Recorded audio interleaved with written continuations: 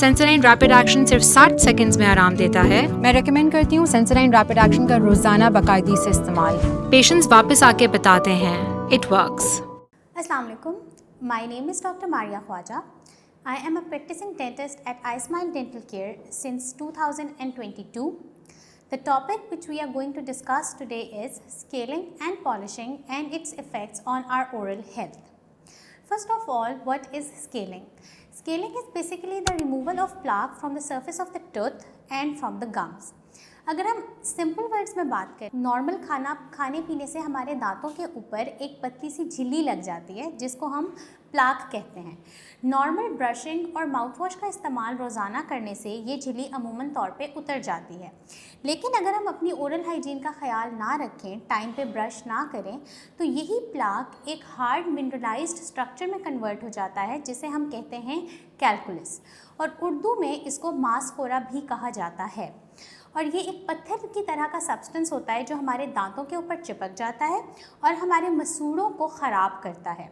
जिस normal level पे हमारे मसूड़े दांत के ऊपर होते हैं, आहिस्ता आहिस्ता वक्त गुजरते वो मसूड़े अपने नॉर्मल लेवल से नीचे धंसना शुरू हो जाते हैं, जिसके बाद पेशेंट आपके क्लिनिक में आकर कंप्लेन करता है कि मेरे दांतों में से खून आता है, जब मैं सो के उठता हूँ तो मसूड़े मेरे सूजे हुए होते हैं, मेरे मुँह में से एक गंदी सी स्मेल आती है, मैं ब्रश करता हूँ उसके बावजूद मेरे मसूड़ों में दर्द रहता है, दांतों का पीला हो जाना, काला काला सरफेस दांतों के ऊपर चिपक जाना, ख़ास तौर पे दांतों के अंदर वाली तरफ एक पीला सा पत्थर महसूस होता है जो ज़बान लगाने पे बहुत सख्त सा महसूस होता है, उसको हम कहते हैं कैलकुलस।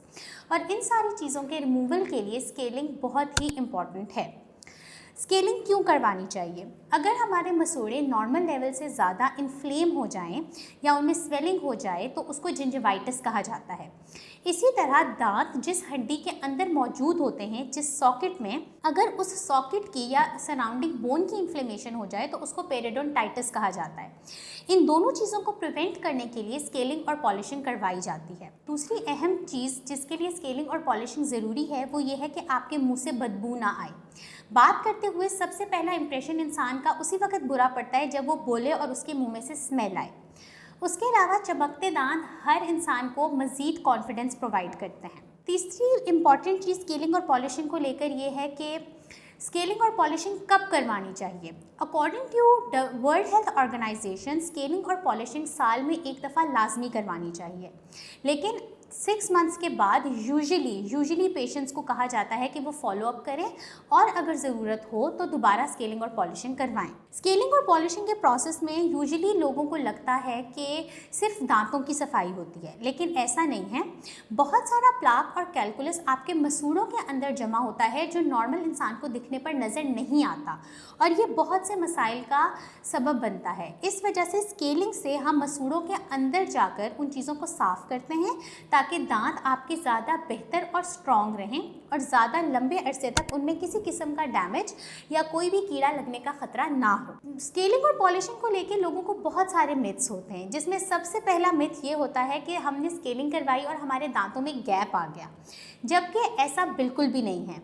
ये मिथ हम इस तरह दूर कर सकते हैं कि स्केलिंग कराने के बाद जो आपके दांतों के ऊपर मास्कोरा जमा होता है वो उतर जाता है, तो जो आपके मसूड़े अपने नॉर्मल लेवल से नीचे चले गए थे वो जगह आपको खाली महसूस होना शुरू हो जाती है, और दांतों के दरमियान में भी इसी तरह जो पत्थरनुमा चीज़ है वो जब ख़त्म हो जाती है तो लोगों को लगता है कि हमारे दांत हिल रहे हैं या हमारे दांतों के दरमियान में गैप आ गया है, हालांकि ऐसा नहीं होता। 1 हफ्ते से 10 दिन के दरमियान आपके मसूड़े नॉर्मल लेवल पर आ जाते हैं और आपकी स्पेसिंग ऑटोमेटिकली ख़त्म हो जाती है। यहाँ तक कि जो दांत ग्रेड 1 मोबिलिटी का शिकार होते हैं वो भी अपने सॉकेट में फर्मली ग्रिप हो जाते हैं। दूसरा सबसे बड़ा मिथ स्केलिंग का ये है कि हमारे दांत बहुत ज़्यादा रफ़ हो गए हैं। रफ़ हो जाने का मतलब ये है कि जब आपने दांतों की सफाई की तो आपका इनेमल डैमेज हुआ। इनेमल डैमेज होने के बाद आपको आपके दांत की सरफेस रफ़ महसूस हो गई, जबकि ऐसा नहीं है। स्केलिंग के बाद जो पॉलिशिंग का अमल होता है, जिसके अंदर हम एक फ्लोराइड बेस्ड मटेरियल को दांत के सरफेस के ऊपर लगाते हैं और ब्रश से 30 सेकंड्स के लिए हर टूथ के ऊपर स्ट्रोक्स दिए जाते हैं ताकि आपके दांत एक पॉलिश्ड क्लीन सरफेस की तरह प्रेजेंट हो और उसके ऊपर प्लाक की एडहेरेंस कम से कम हो। स्केलिंग के साथ जब भी पॉलिशिंग का अमल कराया जाता है तो उसके बाद आपकी प्लाक एडहेरेंस के, कैविटी लगने के या कीड़ा लगने के और दांत खराब होने के चांसेस बहुत ज़्यादा कम हो जाते हैं। एक स्लिपरी स्मूथ सा सरफेस आपके दांत का बन जाता है जो कि दिखने में शाइनी और ग्लॉसी अपीयरेंस देता है। इसके अलावा स्केलिंग के बाद सेंसिटिविटी का इशू बहुत से लोग फेस करते हैं। वो यूजुअली तब होता है जब आपके दांतों के ऊपर प्लाक और कैल्कुलस बहुत ज़्यादा ड्यूरेशन के लिए एक्सपोज रहे, तो उसके बाद जब स्केलिंग की जाती है तो ज़्यादा वाइब्रेशंस देने की वजह से दांत अक्सर सेंसिटिविटी का शिकार हो जाते हैं। लेकिन ये सेंसिटिविटी 3 से 4 दिन के अंदर यूजुअली ख़त्म हो जाती है। और अगर आपके डेंटिस्ट को ये लगे कि इस सेंसिटिविटी के लिए कोई स्पेसिफिक टूथपेस्ट या माउथ वॉश साथ रिकमेंड करना चाहिए तो वो ज़रूर करते हैं। और माउथ वॉश और टूथपेस्ट के इस्तेमाल से विद इन 14 डेज़ आपकी जितनी भी सेंसिटिविटी का इशू होता है वो ख़त्म हो जाता है। इसके साथ साथ ब्लीडिंग गम्स, स्टेनिंग और बहुत से और मसाइल जो नॉर्मली इंसान को नज़र नहीं आते, लेकिन एक डेंटिस्ट ज़्यादा अच्छे तरीके से उनको पहले से ही प्राइमरी केयर के थ्रू बता सकता है कि ये प्रॉब्लम्स आने वाले हैं, उन सबको सॉल्व किया जा सकता है। इसके अलावा स्केलिंग और पॉलिशिंग को लेके और भी लोगों को बहुत सारी कन्फ्यूजन्स रहती हैं और उनको क्लियर करने के लिए उनको चाहिए कि अपने नियरेस्ट डेंटिस्ट को विज़िट करें या मुझे विज़िट करें। और फॉर अपॉइंटमेंट्स आप जो है ओला डॉग के पेज पे मेरा प्रोफाइल चेक कर सकते हैं डॉक्टर मारिया ख्वाजा के नाम से। और अपॉइंटमेंट्स के लिए आई स्माइल डेंटल केयर पे 11 to 3 PM I am available Monday to Saturday. Thank you. Pakistan के टॉप डॉक्टर्स के साथ अपॉइंटमेंट बुक करें, वो भी पेशेंट फीडबैक देखते हुए। आज ही ओला डॉग ऐप डाउनलोड करें। ओला डॉग, डॉक्टर का अपॉइंटमेंट आसानी से।